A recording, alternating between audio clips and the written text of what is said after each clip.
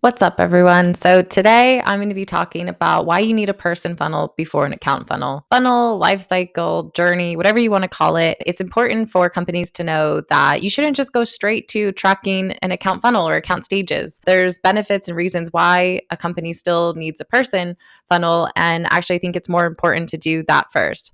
And not only more important, but smarter to do because one can power the other, which I'll go through. So, I'm going to talk through three reasons why. So, the first reason, person funnel is really going to help you with more of the actual planning metrics that you need, but also it's not only there for data, but it's actually also there for an actual sales process. So, remember, I think companies think, oh, we need to work accounts.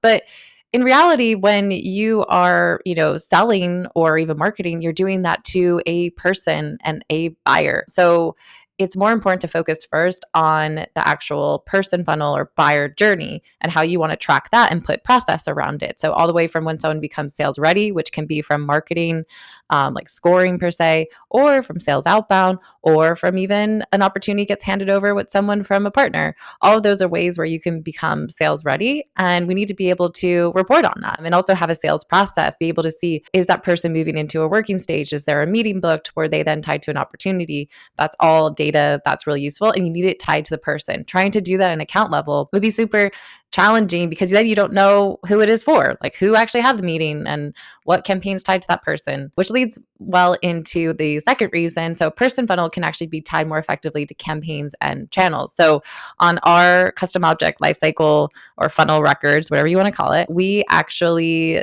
take the most recent source data, which is always being stamped. And when it becomes sales ready, we put that on the record. So if someone has to become sales ready from, say, paid search and they filled out the contact us form and it was from Google, we would see all of that in the person source and the person source detail Google and then the actual campaign or offer that they did. Being able to see that on all of your person funnel or lifecycle records is important because then you can see all the way through how did that turn into actual pipeline opportunities and also revenue, and see, is there differences in a certain channel for the velocity through those stages and the revenue and pipeline that gets generated. You're actually giving the credit to that one kind of tipping point, some people call it, or way, like the best signal that you sent over to sales. And because it is a sales process, you're able to see what's most effective for sending to sales to actually turn into revenue. With an account, you have multiple people that are doing things. So trying to tie it back to one of those sources is very hard.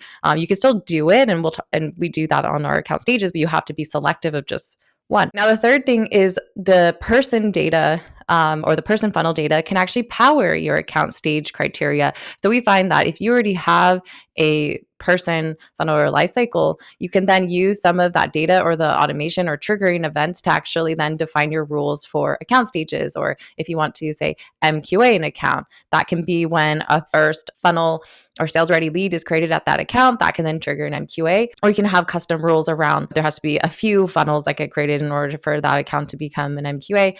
Or you can then use intent data on that account and take the most recent funnel, if there's one that was open, or if there's someone who had a recent behavior, create a funnel tied to that person so they can start following up with them and track that also as a MQA. As you know, accounts, there's nothing to action there, just an account. So even being able to find the most recent person with activity and start a sales ready funnel for sales is super valuable. So those are three reasons why I think you need to actually set up a person funnel or a life cycle.